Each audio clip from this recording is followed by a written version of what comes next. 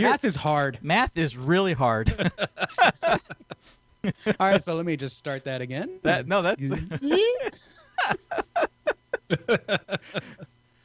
What's going on, guys? My name is Justin, and I am 1/3 of the Church Media Guys. We're here to help you and your church and your leaders use and exploit technology to further your mission, further the gospel to your city and to the world. With me, or I should say, I am with, as always, Dave Curley, the original, the OG, the founder of founders of Church Training Academy and Church Media Guys. Dave, how's it going? dandy. Dandy Dave. And Yes, I got all my ranting. ranting out in the pre-show. On the other side of me is Bill, Mr. Bill Jones, rocking it with the American flag sunglasses. Is America's future so bright? You just got to get those glasses on. What's the deal? That's Why we got right. glasses now, Bill? America's future is so bright, I have to wear shades. No, Today bro, we're it's talking because about, these bright lights you guys make me use. I have to wear shades. I know it's the worst. It's the worst. Today we're talking about church, the tech news and how it relates to your church.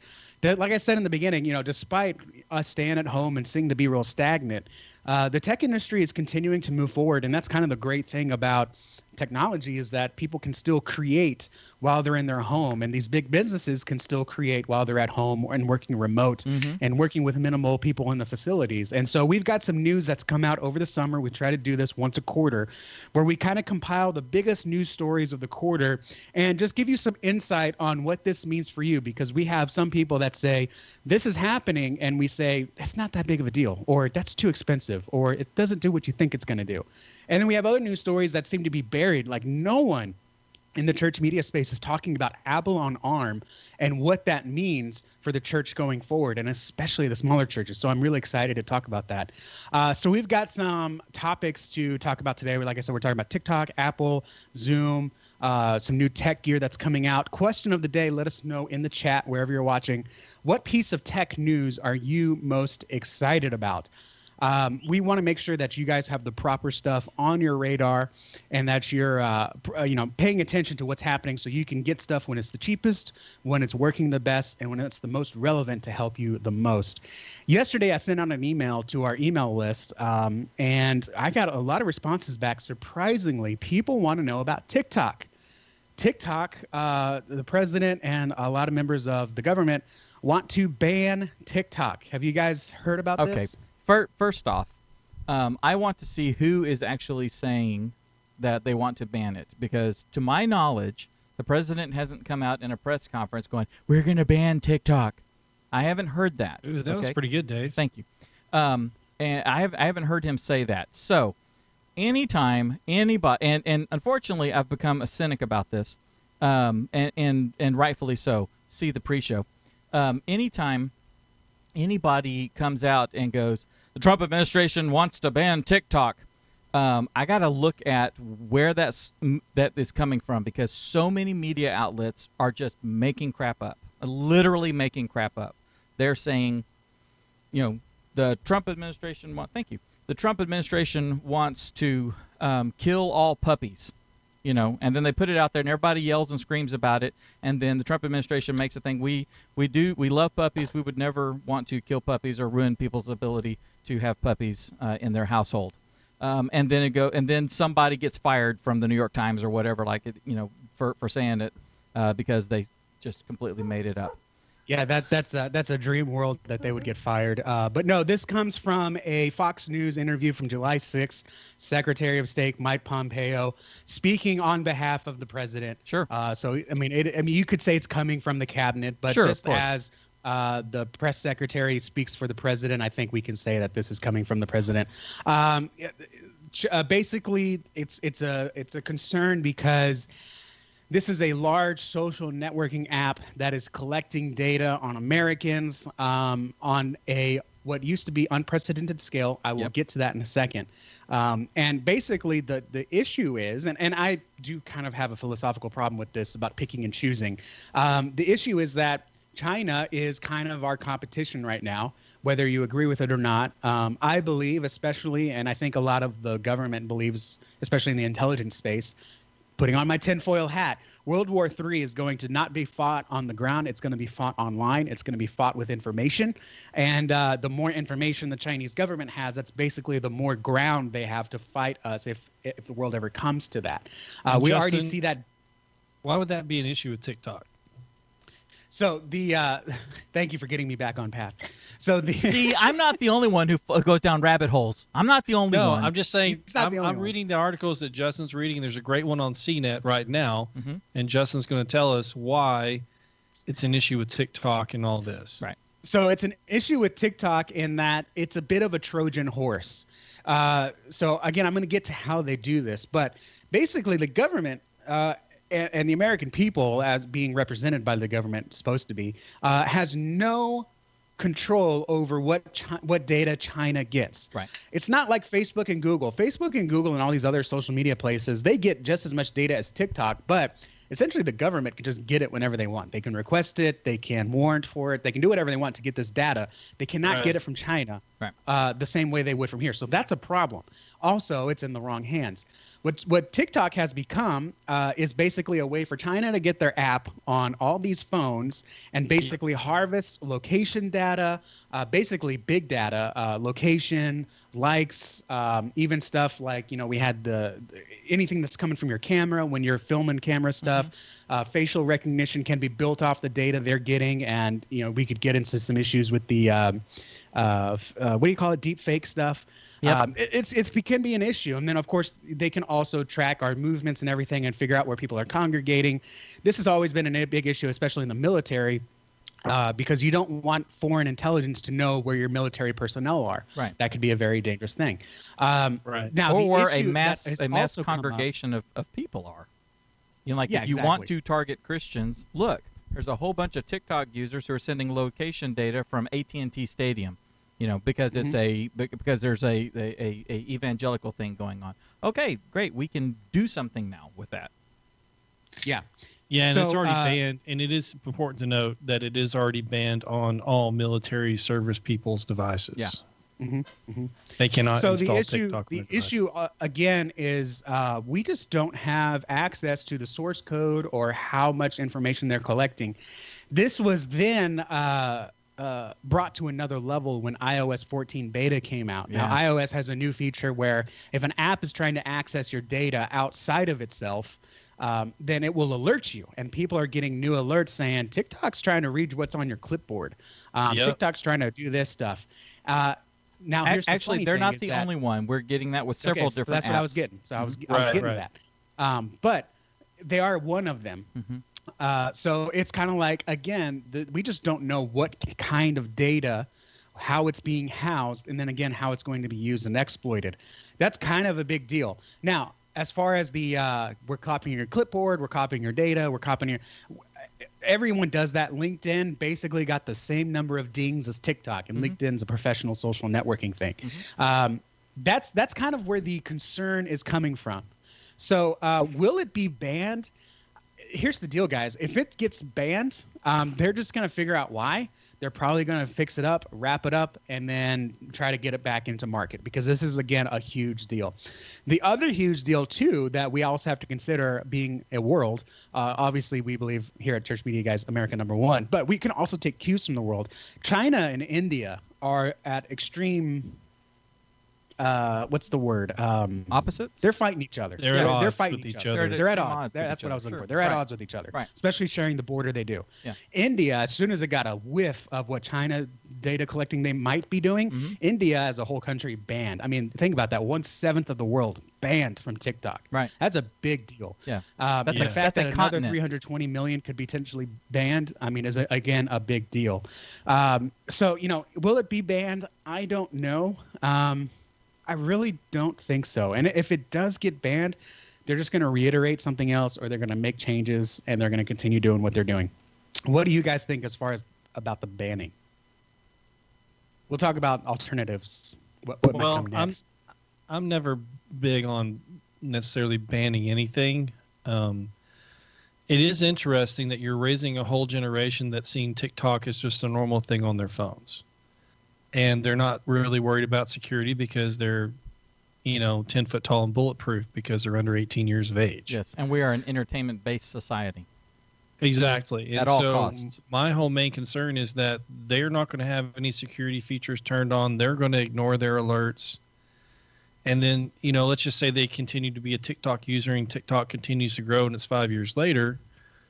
And all that information has been given to whomever for free. And there's no, like Justin said, there's no clear path as to what is really happening because we're not really getting the full story from a government that has never given the full story on anything. Yeah, right.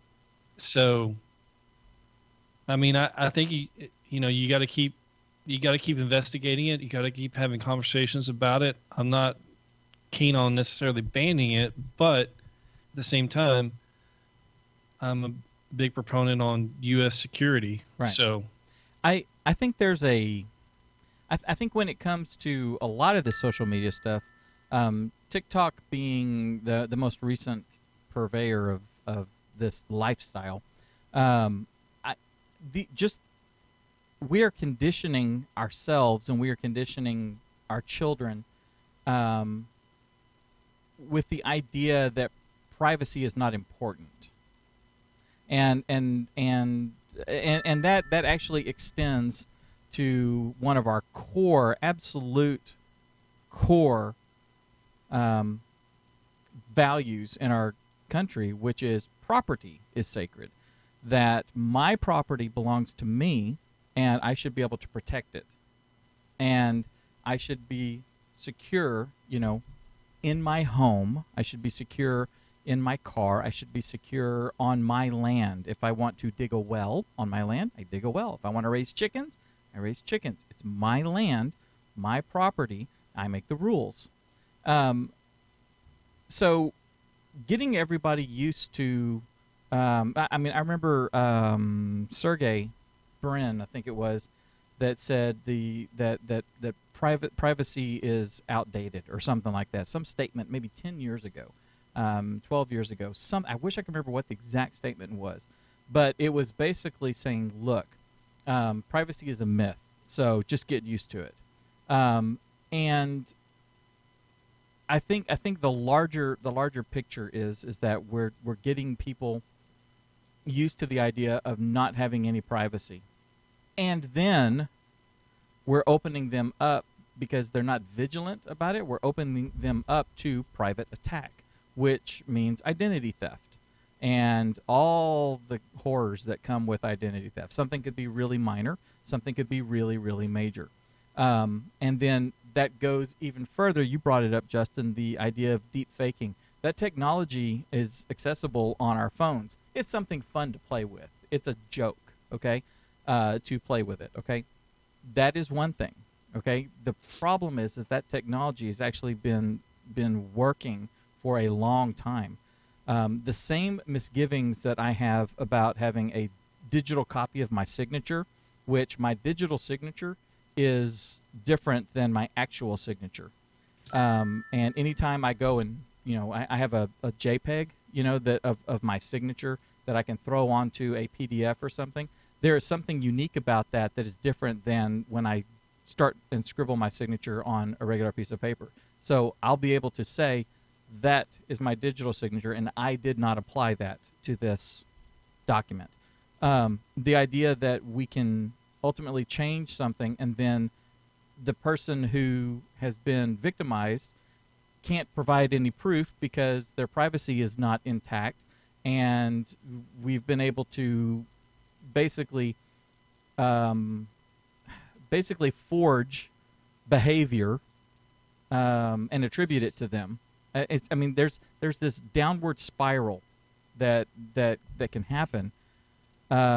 And I understand that TikTok and all these other companies, they want to gather demographic data and user data and stuff like that. I got no problem with that. Look, you randomize all that sort of stuff and don't tie it to an actual account, and then can build, advertising models and whatever else that can help your business grow. I don't have a problem with stuff like that, but I do have a problem with a country that has shown itself to disappear people who, disagree with it at one They have level a, or they not. have a human rights record that's atrocious. Yeah, they do. And so we're playing with their toys. Buying lights from a company in Japan, or excuse me, China, buying lights from them or buying our cameras from them or something like that, that's one thing. But when we're doing something, when we're engaging with them at such a tight level on our phone with all of our other stuff, I mean, I use a password, warehousing and generation app, across various platforms and stuff. So if TikTok can see what's going on my clipboard, and this one app didn't autofill a password, it just or when it autofills, does it use the clipboard? Does it send it to the clipboard and then automatically throw it in there? However stuff like that works. If I just need to copy it and then go over and paste it in or something like that, now all of a sudden, they have another piece of data that is tied to this account, and they can extrapolate that across some of the other accounts. I just don't think it's wise. Okay, and I look at it from a practical standpoint too. What value do we get from TikTok? Right. I mean, I get a lot of value, but that's just me. Well, okay, but so that entertainment value. Okay, yes, there's definitely something to that. There's some funny stuff on there. I got no problem with that. But at what cost? Right. And this is the argument. This goes outside of our scope. That we have to fight, quote, my generation. Okay, so I'm going to say this real quick. We don't have time to talk about it because it's outside the scope. But a lot of people in our generation, we know that our social security numbers, our credit card numbers, and our passwords, they're out there on the dark web. I mean, you can find it, no problem. You can even get my IP address through several sources if you just know where to look. And with that, then you can get where the credit card came from. You get my address. You can get you can get your information. I can get your information, Bill. If you know where to look, some places you don't have to go to the dark web. You can get on Google. So our thing is, it's almost security through just everyone's information is out there. So you have 1 in 300 million chance to pull my stuff or identity theft. And that's a mindset issue, and I don't agree with it. But that's where my generation's coming from. On the flip side, they apply that then to international stuff. Well, I mean, my information's everywhere. If China wanted to get it, they could easily get it. So what difference does it make if they get it through TikTok? Right. Now, like you said, and like I said, kind of the next World War III, if there is going to be one, it's going to be fought on information. We already see this. We already see this right now in almost a Civil War 2.0. The greatest way to defeat a country is to divide itself. And if TikTok knows all the data about us, and it knows, well, this person on this IP address in this household watches a lot of this, and according to the census data, they're married. So what if we somehow got the wife to know that her husband's watching a lot of half-naked chicks on TikTok, and we know when she steps out of the house because she's watching TikTok at work, and that happens to be when he watches all the swimsuit ladies on TikTok at home when she's at, and what a great way to just, all right, let's just tear the country down. And I'm sure there's an AI that can figure all that out in just a few days. Yeah. And just watch us just. Well, now you have leverage. You have leverage. You have exactly. leverage on individual is people. The short version of what I was trying to say. So yeah, so that can be a problem. I'm an optimist though. When Zoom had all those issues, I said, you know what? I think they're going to fix it, and I think they've shown that they have fixed it. And I know it's almost sacrilegious. It's It's unpatriotic to say China's probably going to fix this. But if we do ban, I think the fixing will only come from serious threat of banning TikTok. I think they can fix some of that, or maybe share some stuff. The other issue you're going to have is if they do ban TikTok, guess what? Teens and young people, we're really good at VPNs now. It used to be a big deal when I was in school, and I know I had internet when I was in school past 5th grade. But it was go to this browser VPN, and now you can get to any site on the school network. Our teens, unfortunately, will figure that stuff out, and China's going to get most of the data anyways. They just won't get geographic data, but they'll still get a lot of the data they need. And teens and everyone's just going to VPN into Mexico or Germany or something like that to continue TikToking. Let's talk about alternatives. Instagram is working on /Facebook is working on a TikTok alternative called Reels. I'm sure someone else is working on their own version of TikTok. I don't think it's going to go anywhere. I think Instagram was able to successfully steal stories, but I don't think they're going to really steal anything else. I think Reels is not going to take off. I don't think anyone's going to adopt it. We're just going to outcry for TikTok. Vine itself didn't work. Isn't TikTok a growth out of Vine? No, it was made out of Musically. Oh, Musically, that's what it was. Yeah. The reason, and this is the thing. The reason that TikTok works so well is because the algorithm is on point, right? Credit where credit is due. TikTok has the best algorithm.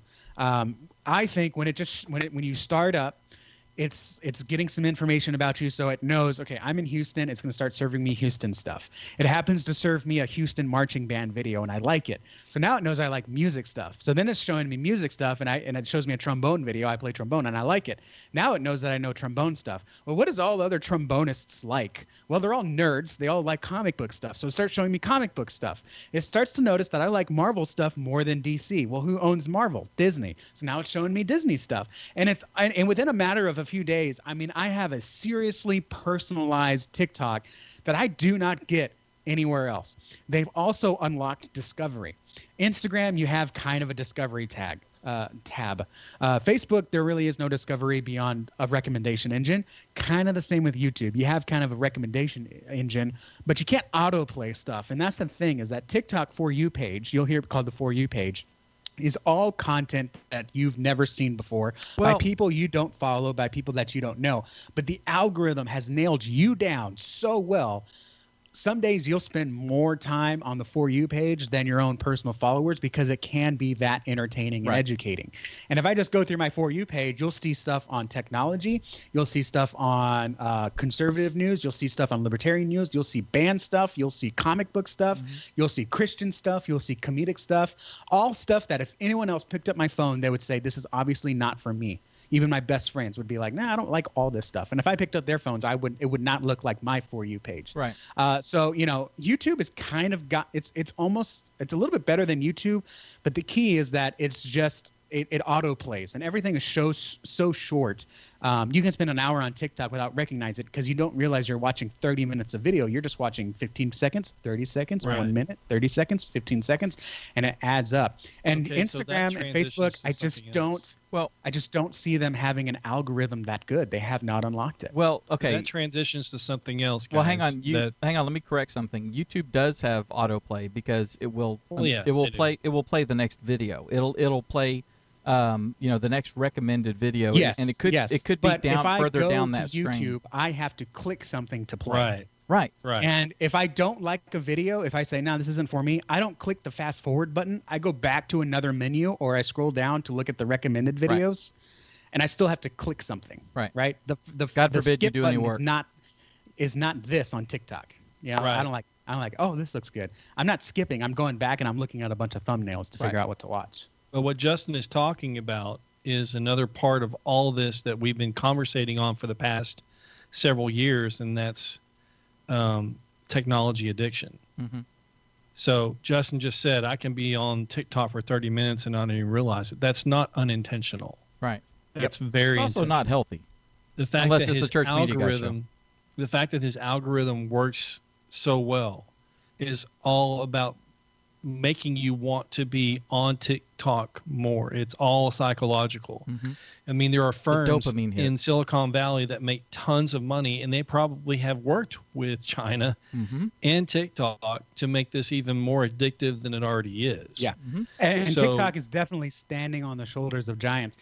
There's something there, and AJ is a fellow trombone player in the chat. Yes, sir. There's something there. The algorithm encourages engagement and that dopamine hit on Facebook and Instagram from what I've seen through outrage and enragement. TikTok is almost the opposite, right? On Facebook, you get served stuff from your best friends that say something that you would have never thought they would have said, or that they have cancer. Sometimes you'll get like a wedding or a baby birth post or something like that. Right. But there's a lot of controversy, and that's what the Facebook and Instagram algorithm is serving up first.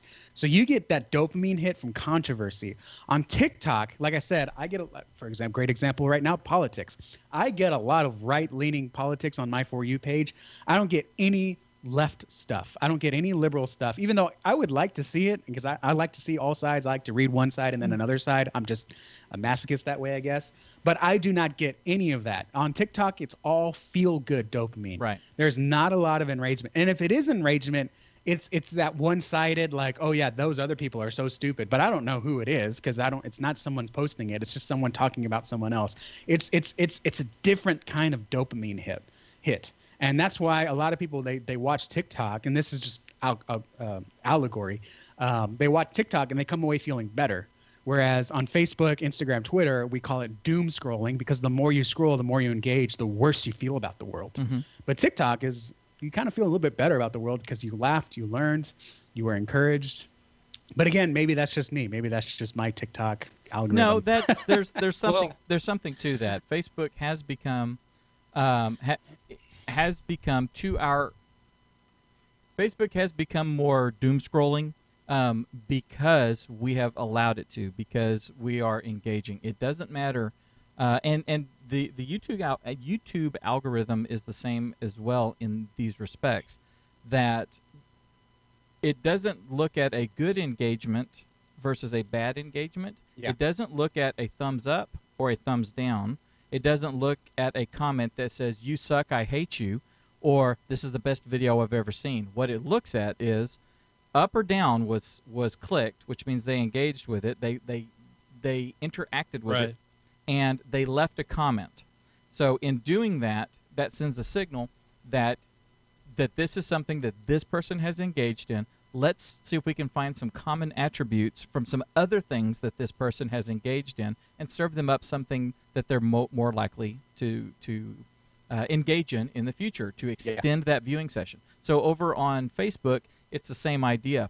If I don't, even though my wife and I are married, and in a relationship, married, since whatever, if I don't engage with her posts, I'm not going to see very many things, unless something that she has is something that is directly related to me, like we both have pictures of our daughters. So if she posts something of her daughter, and that happens to be my daughter, then I may be able to see that. But if I don't like and comment on her posts, they're not going to show up near as much. If I like and comment or engage in one way or the other AOC's post, then I'm going to start seeing a whole bunch of stuff from her, because it's telling the algorithm. And my engagements with her could be, I disagree with you 100%, and I hope someone beats you in the next election. And then I do that to Nancy Pelosi, and then I do that to whoever else, and then all of a sudden, I am being negative in my attitude, saying I don't like this person, but I'm engaging with the post. And all your friends, Facebook friends, not even so much closer, all your Facebook friends then that are posting about AOC and Nancy and Biden and whatever, now they're on your feed. Exactly. And the stuff that you actually care about that would be quote unquote beneficial, enriched your life, is no longer to be found, because you want, Facebook wants you to engage with that stuff. Right. And you Chris can fix it, folks, by the way. You can in the chat, he said, Go ahead, Dave. I was say you can fix it. You are completely in charge, believe it or not, with what you. So one way to make Facebook more positive is to only engage in the things that you want to see. So if you see a post by AOC and then you make a negative comment to it, you've hurt yourself. You've not hurt her. Okay. You're not sticking it to her. You're actually helping her and helping her page and helping her message get out more. If you want to see more church media guy stuff, then when we post something, you should like it and leave a comment. This is awesome. This is horrible. You guys are idiots. Whatever. Regardless, you will then start seeing more things. If you want to engage with me more on it and get more positive stuff from me or Justin or Bill, then engage with us and you'll start getting more stuff. Even if it's your cousin and you love your cousin and you're having an argument on Facebook, then more negative stuff surrounding what you and your cousin are talking about will end up showing up on you. So you are in charge. You can customize your Facebook experience. You already have. And not only that, because you can't just sit there and read articles and read posts and then not engage and think you won't ever get it again. Just like YouTube and TikTok are monitoring watch time, Facebook is also monitoring read time. So don't think that you can sit there and read a 3-paragraph story and then you're like, I'm not going to comment because I don't want to see this ever again. You read it. Facebook knows you read it. They're going to serve it more to you. Heat mapping. Yeah, it's heat mapping. Exactly. Yep. So you have to also be aware of just how much time on what you're spending on. Chris made a good point. Algorithm is based on data. The more data, the better the algorithm. Yep. TikTok, universally recognized by everyone that's a social media expert, not me, but everyone claims that TikTok has the best algorithm. It's the reason why they exploded so quickly. So Chris said, video game addiction finally got added to psychological disorders. So it's a matter of time that cell phone addictions get added as well. I thought they already were. I thought that was a thing. By the way, you ever want to feel bad about yourself, go check your screen time analytics. Well, and the reason why I brought that up, guys, is because because I do live in the world of digital marketing quite a bit. I get paid to do it extensively for very large brands. And the fact of the matter is that if Facebook is going to come to us as digital marketers and tell us that they can sell us data that will tell us when someone is emotionally engaged in something, that they can determine emotional engagement, not just whether or not you commented, but literally what your emotional reaction was to something, that they can give you that data. They can sell us that data so that we can use that as a marketing device. Please believe me that, all this, the addiction, the data, the algorithms, they're all intertwined. So it's not about being, hey, let's go wear 10 hats and live in the country. Oh, wait, I do live in the country. But yeah, and anyways, I've seen your hats. It's it's about just being informed and recognizing what's going on, and not just being a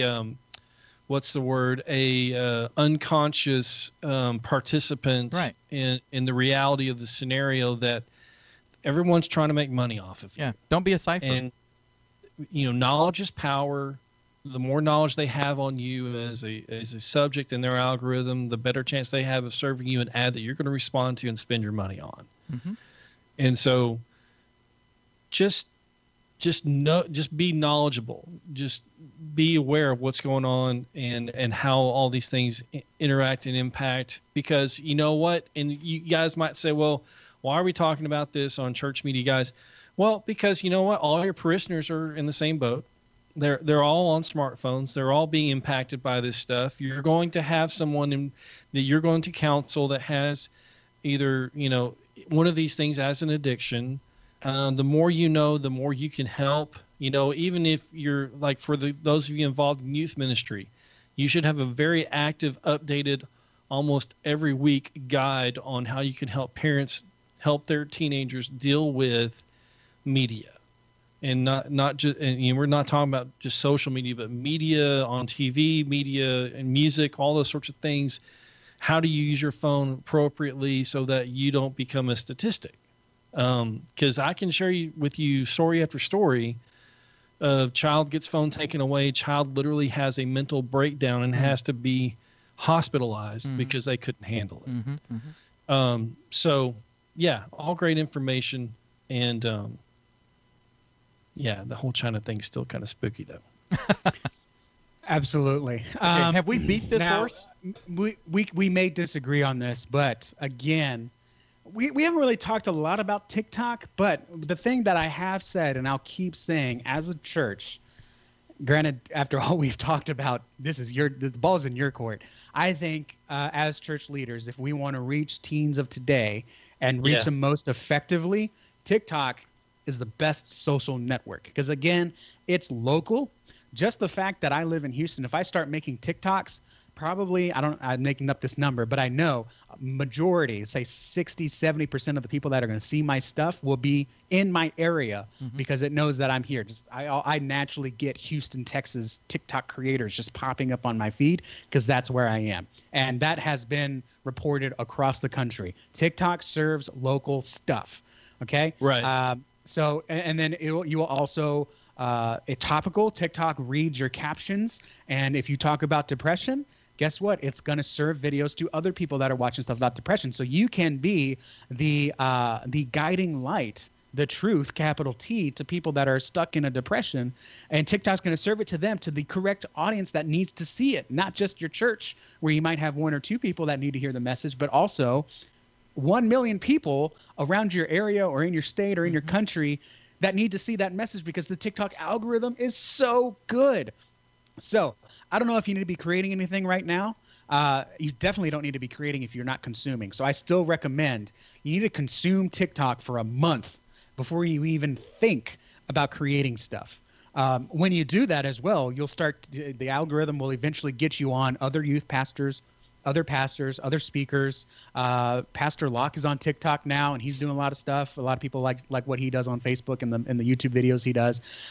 So everyone's on there. Or at least every niche is pretty much represented on there. You can see what they're doing to success. You can see how the platform is supposed to be done, right? Some people can sit there and talk. Some people have to use jump cuts. Some people have to use dancing. You'll see the different memes with the pointing and the different, ways that we use music to enhance the content. You just can't sit there and talk like a YouTube video or maybe even like we're doing now. You need to use the medium and use the memes of the medium to communicate your message if you really want people to connect. So if I understand the concern, and if you don't want to get on TikTok because you're concerned of the security, I'm not going to hold that against you. If you think it's worth it to continue to investigate it as the platform to reach the people that need Christ a lot right now, especially as the world tears them apart, in the worldview of the world is it, TikTok, I think, is the best place to be right now because of the algorithm, because of the For You page. It's so easy to get 1,000 views and a bunch of likes and people paying attention to you for nothing. I mean, literally 15 minutes of your time. Right. So if you want to do that, then just consume. That's all you have to do right now. Just consume. Don't start making stuff. Just consume. And then you'll start getting ideas about, oh, okay, I could do this to promote this. And when I say promote, I'm not talking about your church events. I'm talking about an idea, a truth, a biblical theology, whatever. We got to move on. Let's talk Chris, about Apple. Whoops. I accidentally opened up my Zoom. We got Hopefully a it doesn't mess up my camera. couple of follow-up Yeah, questions. I want to answer this question because Dwight is one of our newest CCA insiders, and he could not make the mastermind last night. He emailed me as the show began. So he does have a quick question, Dave, that we've been talking about in mastermind. So I want to give some feedback to Dwight since he couldn't make it last night. Okay.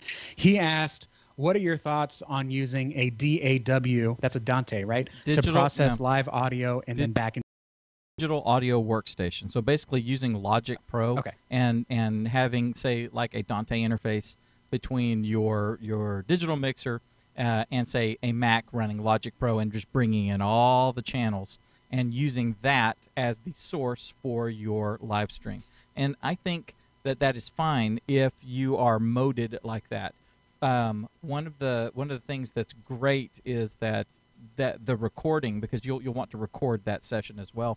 If you're going to go back and edit your service, or if you're doing, especially if you're doing something like your Easter special or your Christmas special or something like that, where there's a major production going on, this is kind of a big deal, and we want to have this for posterity, then that gives you the chance to really fine-tune your edit for the DVD or the video you're going to put on YouTube or whatever. So that's really cool. If you're moded for that, and if you're used to working with a digital audio workstation, it's not going to be a problem. For me, I really am a hands-on person, so I want to be able to put my hands on a mixing console.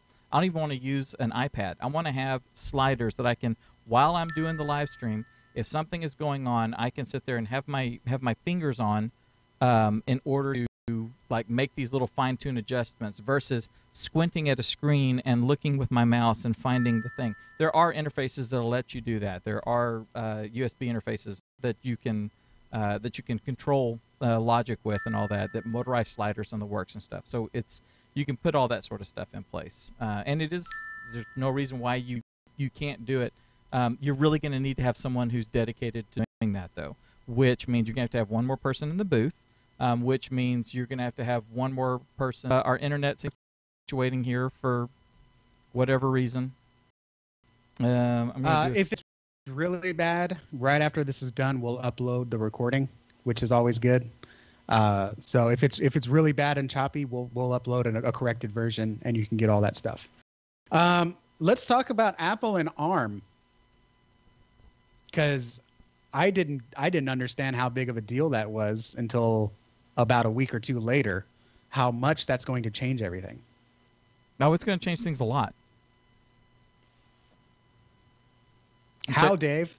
Well, you talk. I'm testing. I'm trying to fix internet problems. Okay. Dave is trying to fix internet problems. Well, Dave I is can going to tell you a really couple expound things. upon this.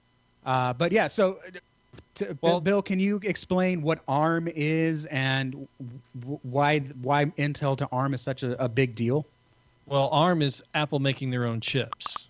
Mm-hmm. So these are the chips that are already inside the iOS devices. Yes, they're all iOS already uses ARM chips.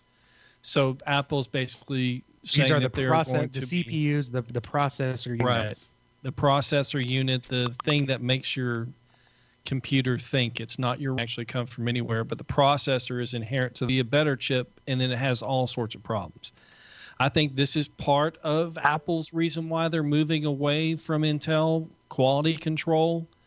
I also think that Apple's just they've been working on their own chip in the background. Probably this has been a years long in the process move, and they started on their own devices, and now they're seeing their success there, and they want to move into the iMacs, the MacBook Pros, the Mac Airs, all those, and so I see it as just Apple being Apple. Apple always wants to have quality control be their number one thing, quality control and design. They love their closed environments, and it's a make sense move to me if they feel like they have the ability to make better chips than what they're getting from Intel. So Intel has had problems over the last few years with their chips. They've had various little issues and things. Yes. As evidenced by the fact that some of the quote unquote equivalent AMD Ryzen chips that are spec'd the same as an Intel, say a Ryzen, I don't know their numbering, but a Ryzen something that would be the equivalent of an like an i7 9th generation chip. Would the Ryzen actually would outperform under certain circumstances to sometimes a great degree than the Intel would. So the ARM chips have actually been around for a long time. The iOS devices has an A10 or A9 Bionic, A10 Bionic, A12, A14, whatever. That A is ARM.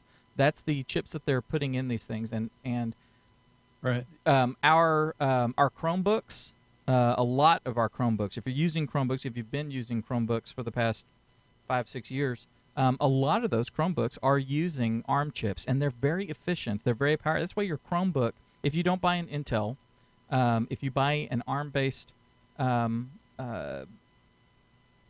you can get 12 hours of battery life, and that's like watching Netflix videos, It's pretty cool. They don't have the heat issues. They do have performance, a lot of really good performance. They don't have heat issues like Intel does. So you're able to get a smaller form factor. That's why your iPad doesn't just explode with heat, but you can. This guy right here, Dave. What's that? Has been sitting in my drawer for 3 years because of heat issues. Yes. It blew up my you should logic take board. it out of This the is a drawer. $3,000 paperweight. Yes. Oh man. This is the original MacBook Pro Retina, and heat issues caused by the chip melted the logic bad board thermals. in it. Bad thermal. I have melted 2 logic boards since 2008 on Mac laptops. Yep. So moving to an ARM gives them the ability to do a couple of different things. Guys, if y'all have an iPad Pro, there are a lot of people that are starting to use, the 10 or the 12-inch, whatever the big size is.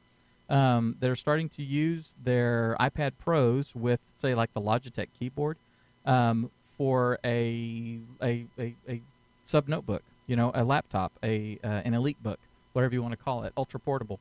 I know people that are doing their doing their YouTube videos and their video production and stuff, doing all their editing, doing their creative, doing their photo work, using Affinity and stuff like. I mean, they're using this to be their daily driver that can accomplish a whole lot of stuff for them. And so much so that Apple has fixed it so that you can plug in a USB drive, and there's your external storage. You know, I mean, you may have a 128 Mac or iPad Pro, and then you've got a 4 terabyte SSD connected to it that's holding all of your video data and stuff like that. And it's thin, it's light, it's capable, so people are able to do that. There's a lot of people that still want a little bit larger form factor and a little bit more robustness and the flexibility that a laptop gives. There are definite benefits to having a full-fledged quote-unquote laptop, and so it makes sense for Apple to try to unify things across. They're going to simplify their platform. MacBook Air is going away. MacBook Pro is going away. MacBook is going away. It is just going to be MacBook. So you're going to get the Pro specs and all that sort of stuff, but it's going to be the single device. You know, maybe a couple of different sizes. You know, 16-inch, 13-inch, whatever. But you're not going to be having like the Air version or anything. You're going to have your iPads, your iPad Pros, your iPad Mini, your MacBook, and then your Mac Pro and your iMac, and that's it. Dave? Yeah. This being the case, when should I buy my next laptop from Apple? I wouldn't anymore. That's me personally. And the reason... But if I wanted to. If you Dave, wanted to... I'll answer that question for you, Bill. I would get the 16 and stay there. That's a really good question. So, first of all, Bill, correct me if I'm wrong. The Apple ARM chips are going to be 64-bit only, right? Yes. Correct. Yeah. So we see this right now already. If you've upgraded to Catalina, you'll notice your older 32-bit software is either not going to run or it's going to run with an error. Right. Right. I'm not sure exactly why. Like, I know I play a game called Tabletop Simulator. When I Here we open go it in again. Catalina, it gives me an error. This is a 32-bit program. It's probably not going to run well. Right. But if I open some really older open source software like MPEG Streamclip or Levelator or some of the other software tools that we use, I can't open them at all. Right. They just won't open for anyone for any reason. And that's, that's really always been an Apple, though, right? That's really an artificial barrier. Again, now that we live in the future and hindsight is 2020, that's an artificial barrier to get people moving over and get developers Yes. reprogramming their stuff for ARM that it's only going to be 64-bit. So the first question is your software ready to move to 64-bit only? If you're still relying, like I am, because I'm too lazy to learn how to actually audio mix, I still use tools like Levelator to do the 80% heavy lifting for myself because I'm lazy that way. And I know Dave is just rolling his eyes in the back of his head. That's a problem. So, if you're using old QuickBooks Mac software, and it might not run. So you might not want to be running out to get Apple ARM stuff. The decision, though, I would say this. Like me, I have a 2017 iMac. I have a 2019 MacBook. Maybe it might be 18. I can't remember. But it was an early 2019 MacBook. I would not rush out to buy a new computer until that one broke, because number one, and I think we're all in agreement here, you never buy the first generation of anything, right? Right. I always buy the even number. Some people just say after 2 you can buy whatever, but never buy the first generation of everything. That's basically a beta. Okay. The other issue is that when they come out with Apple computers with ARM, my understanding is they're still going to be making a few Intel Macs as well. The problem is if you don't trust the first ARM and you need a new computer, well, then you buy an Intel Mac, but who knows how long they're going to support those, because eventually Intel's just not going to be in the Apple atmosphere at all. So that's a really tricky question. So my answer was, if you just want a new computer, or if you're just like me and you get excited and I always have the newest iPhone, I am not going to run out and get the first generation Apple on ARM. I will probably get the second generation because I think they'll have all the kinks worked out. The benefits to me are a lot like the benefits of moving your church out of a movie theater and building your own building. Right. You have lots of restrictions because you don't own the building, and you're reliant on the facilities and the upkeep and the maintenance that the building does. For example, your bathroom goes out of order. you can't call the plumber as the church leasing the property. You have to wait till the manager or owner of the movie theater does that, and you're on their time. And it's kind of like Mac is restricted to its processing power to whatever Intel puts out. And my understanding is that the optimization and the innovation and the improvements of Intel chips really sloped and plateaued and just really hasn't gone up anymore. Whereas Apple, from what I've heard, the iPad Pro, whatever Bionic processor is pretty much on par with Intel now. Yeah. And so Apple can just innovate and just ramp up theirs without having to wait for Intel. That's kind of like moving into your own church building. Now you're in control. You can knock down walls. You can call maintenance. You can do whatever you want, and they can optimize. And the reason I love Mac is because it just, I mean, I know it's cliche, but it just works, and it works really fast, and I don't have to piece together pieces. And I know for some people that's part of the experience, and the customization is part of the fun, and you can build a beastie computer for cheaper, and you have more control over the environment. But then, in my experience, you have to fight the software to get it to work. Whereas I know I'm spending an Apple luxury tax. I know that I'm not getting everything that I could possibly get for my money. But I like to be able to sit down and work. I like to be able to, without doing anything, click copy on my computer, and I can paste that link on my phone because I am fully in the environment. I don't have to download any extra software or do any extra configurations. Everything just kind of works within itself. And I'm a spoiled brat, and I will pay for that privilege. And I know I'm missing out on a lot of stuff. I just don't have the FOMO there. If that's not you, respect to you. You do you, okay? But for me, I'm in that environment. So as far as the next computer, should we buy the first Apple on ARM? I say no.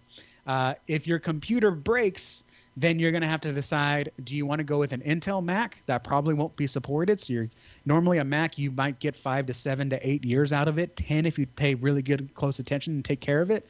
If you buy an Intel Mac, you might be buying another Mac within less than 5 years.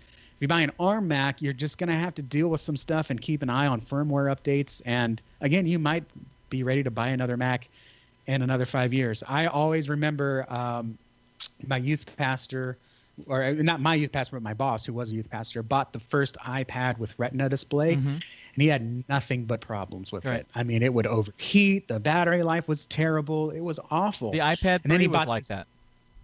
It was the iPad. Yeah, it was iPad 3 with Retina. I no, can't remember exactly. The iPad 3 was between the iPad 2 and I guess they changed it at that point to iPad Air and then iPad.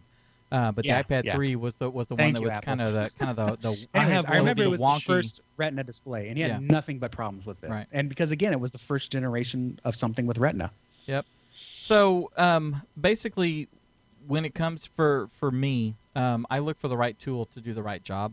And I also want to be fiscally responsible. So, that's why my primary streaming platform is a Windows platform, because I'm using, vMix. That doesn't mean that we don't support Ecamm. We love Ecamm because there's a giant, there's a giant hole in the live streaming space for Macs. There's, Wirecast, which is like really heavy as far as overhead goes. It's fine software. It's just kind of heavy. And then there's I don't know what I'm doing, OBS, and Ecamm is like right in the space. So, whatever tool that you need to use, you need to be on that platform. Justin, you're right. There is a luxury tax for Apple stuff. So if you build that into your budget and everybody's okay with overpaying for stuff, depending on how you look at it, then go for it. In my case, I look at it as a migration for myself, ultimately away from the Mac platform in total, because I really like OS 10. I really like the OS. I like the way it works. I like the way the shortcuts work. I like the just the little interface tweaks and stuff. I like the look and feel and the ergonomics and all that of it. So much so that I'm on a Hackintosh. So I built my own spec'd out Intel system and have put the software, the operating system software on it, and I'm using it, and I love it. Now, the question is going to come, and I can tell you the question's probably already been answered. ARM stuff, as it grows and all that, is going to become more and more and more and more available. It's not going to be that Apple is the only people on the planet that have access to the ARM chips. Not going to be the case, because Google's using them, and whoever else is making Chromebooks and all that sort of stuff. So ARM development is gonna go up. And if I decide to do another Hackintosh, it will probably end up being an ARM-based Hackintosh. I won't necessarily do any kind of dual booting in it and stuff. However, you can, because Windows 10 supports the ARM architecture as well as the x86 architecture. So you can buy an ARM-based, really cheap laptop that is running Windows 10. Windows 10 on a small scale, Windows 10 on a big scale. So ARM's not going anywhere. It's just going to grow. It's just going to be Intel, AMD, or ARM. And then, my question, guys, is the ARM architecture, are the Qualcomm chips ARM-based? Because now you got someone else who's using it. That's something I don't understand. Is Qualcomm completely different? Because those Snapdragons and all that sort of stuff, all that stuff is out there, and people are developing. That's just another platform that, say the Linux and Chrome and all that sort of stuff. Chromebooks are running on those as well. So are our Android phones and stuff like that. So who knows? Anyway, yeah. Where this comes in with the church stuff, I like getting a Mac for the media booth because you get the quality, you get the ProPresenter works better, although that's changing now. But you also lose a lot because your staff or your volunteers just don't know how to work Macs, and you cause a lot of frustration for them. They're all using PCs. So I don't automatically say get a Mac for the booth, but that's my preference. But I've been on a team where I said, no one here knows how to use Mac, and I've got 2 people that are going to actively fight me, and I'm going to spend a lot of time and mental bandwidth getting them trained and okay with it. So we're just going to stick with PC, and we're going to stick with Easy Worship or whatever it was. If you are looking for a Mac, like I said, me personally, I pay the luxury tax because I can work faster on a Mac. I just don't have as much technical distractions because I know